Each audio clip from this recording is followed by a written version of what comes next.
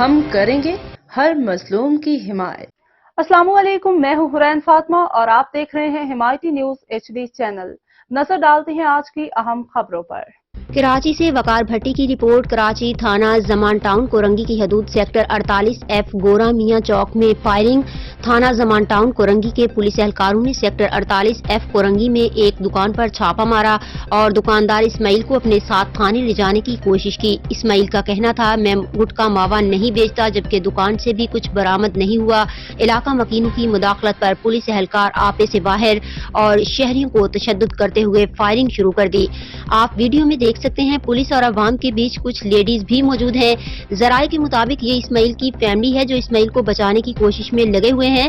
لوگوں کی جمع ہونے پر پولیس اہلکار مختار غفلت برتتے ہوئے فائرنگ شروع کر دی۔ ناتجربہ کار اہلکاروں کی فائرنگ سے وہاں موجود شہری بال بچ گئے۔ ذرائع کے مطابق تھانہ زمان ٹاؤن کی پولیس اہلکاروں نے ایک سراج نامی شخص شہری کو بے گناہ اٹھا کر اپنے ساتھ لے گئے، جس پر علاقہ مکین سراپا احتجاج ہوتے ہوئے ایڈیشنل IG SSP کورنگی سے اس واقعے پر فوری نوٹس لینے کی اپیل کی ہے۔